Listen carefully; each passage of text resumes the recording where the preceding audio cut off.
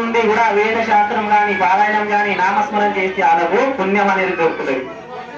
భగవంతుడు నామస్మరణ చేస్తే కూడా పుణ్యం దొరుకుతుంది. మనం అన్ని సంవత్సరంలో పొద్దున లేచినాక నామస్మరణ చేయాలా, మనకు నచ్చిన దేవుడికే చేయండి. సాయిబాబాకు చేయండి అని అంటలేను, మీకు నచ్చిన దేవుడికి ఇష్టమైన దేవుడికి చేయాలి నామస్మరణ. ఫస్ట్ లేచినాక మన అమ్మ నాన్న మొక్కాల. కొందరు మా అమ్మ నాన్న లేరు కదా అంటారు, మాకు కూడా అమ్మ నాన్న లేరు. లేకుంటే ఏమున్నది, వాళ్ళు ఉన్నారు మనకు. అమ్మ నాన్నకు మొక్కాల, దాని తర్వాత మన ఇంటి దేవుడికి మొక్కాల, దాని తర్వాత మనకు ఇష్టమైన దేవుడికి మొక్కాల, దాని తర్వాత మన గురువు గారికి మొక్కాల. అందరికి మొక్కి ఏమనాలా అంటే, నేను చేసిన పని లోపల ఏదైనా తప్పు ఉంటే నాకు క్షమా చేయండి, మంచి మార్గంలో నేను నడాల. ఎప్పుడైనా మంచి మార్గంలో నడాల.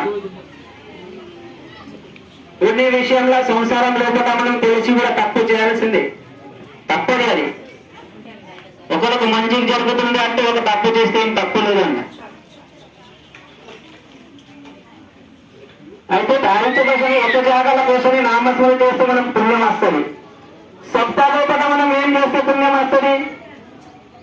గాథా పారాయణం ఉంటుంది, అఖండ సాహిత్య సచ్చరిత్ర పారాయణం కానీ, జ్ఞానేశ్వర పారాయణం కానీ, తుకారాం మహారాజ్ గాథా పారాయణం కానీ, గురు చరిత్ర పారాయణం కానీ, దానితో మనకు పుణ్యం ఏమొస్తుంది అంటే మీకు చెప్తా. మీకు ఊళ్ళకి తెలియదు, ఇక్కడ ఉన్న వాళ్ళకు ఊళ్ళకి తెలియదు పుణ్యం ఏమొస్తుంది అని.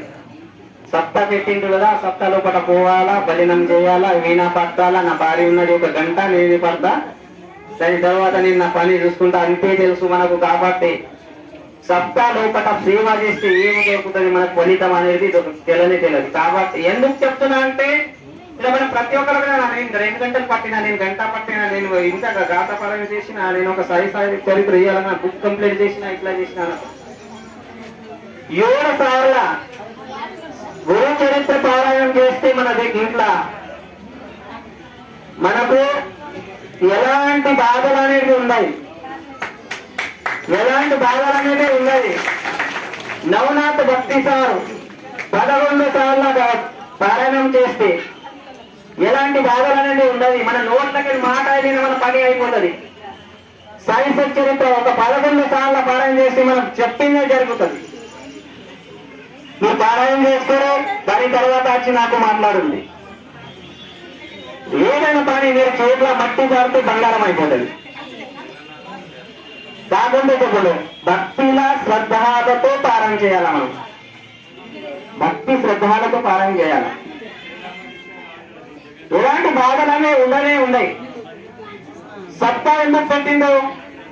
సప్తా ఏమో ఓన్ పెట్టిండు, దేవుడు పెట్టిండు. సప్తా పెట్టలే, దేవుడు పెట్టలే. సప్తా జ్ఞానేశ్వర మహారాజ్, తుకారాం మహారాజ్, జనాబాయి, ముక్తాబాయి వాళ్ళు పెట్టిండు, సంతులు పెట్టిండు. సప్తా దేవుడు కాదు. సుఖ స్వర్గినాయి అన్నాడు. స్వర్గంలో లేదు, ఈ సోహర అనేది స్వర్గంలో లేదు. ఇది నా మనసుతోనే నేను చెప్తలేను, గాథ లోపల ఉన్నది, అదే చెప్తున్నా. ఎందుకంటే నేను చెప్తానంటే బాగా హుషారు, ఈడ కూర్చున్న వాళ్ళకు నాకన్నా హుషారు ఉంటారు, విన్నవారు బాగా హుషారు ఉంటారు. ఎందుకంటే మా ఊళ్ళో నేను గ్రంథం చదివేటప్పుడు ఏం చేస్తుంది అంటే, అప్పుడు ఫస్ట్ ఉన్నప్పుడు మా తప్పుపోతుంది కొన్ని విషయాలు. చింత అంటే మనము ఆలోచన చేసినట్లు. గ్రంథం లోపల కొన్ని శబ్దాలు ఉంటాయి. చింత అంటే ఆలోచన అన్నట్టు. దానికి చిత అంటే శవం మీద అనుకున్నాను. ఒకటే ఈటటానికి ఒకటే ఉన్నది కదా, చింత అంటే ఆలోచన చేసిన, చిత అంటే శవం మీద పన్ను. కొన్ని ఆలోచన చేసి అవి చేంజ్ చేయడానికి కొన్ని రోజులు పడతాయి మనకు. అయితే మార్గం ఏమున్నది అంటే, భక్తి లోపల చెప్తున్నా మీకు, ఒక జాగాలో కూర్చొని మనము పారాయణం చేసుకోవచ్చు. ఎంత రోజు? 1 గంట, రోజు 1 గంట. ఫోన్కు 5 గంటలు ఇస్తే 1 గంట కట్ చేసి 1 గంట దేవుడికి ఇవ్వాలి. ఏదైనా గ్రంథం అని మీకు నచ్చిన గ్రంథం తీసుకోండి, పారాయణ చేసుకోండి. దాని తర్వాత ఏం చేయాలంటే, దానం లోపల ఏం చేయాలి? దానంతో ఇల్లు శుద్ధి అవుతుంది. మనం చేస్తున్నాం, 1,00,000 రూపాయలు నీళ్ళకి వస్తున్నాయి. అమ్మ ఏమైంది? తప్పు చెప్తున్నాను, ఏమైంది?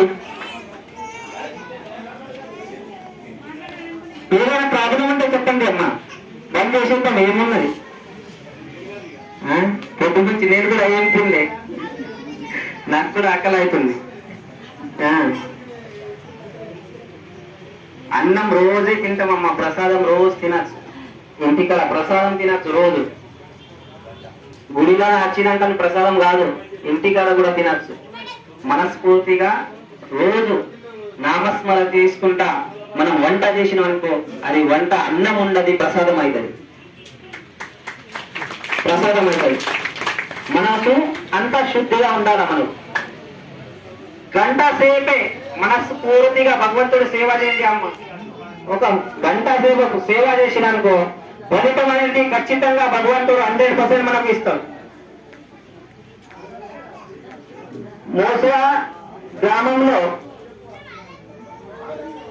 సాయిబాబా గుడి అంటే చాలా గొప్ప విషయం. ఈ విషయం ఎప్పుడైతే మనకు తెలుస్తుంది అప్పుడు మనం ధన్యమైపోతాం. గుడి కట్టడానికి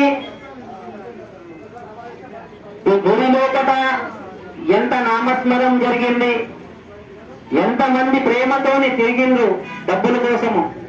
తిరిగిన వాళ్ళకు తెలుసు, బాబాకు తెలుసు. మరియు కొంతమంది అనుభవం వచ్చిన వాళ్ళకు తెలుసు. గురువుని అనుభవం కౌసాకం అన్నారు. గురువు ఉంటేనే అనుభవం వస్తుంది. అమ్మ నాన్న పెంచు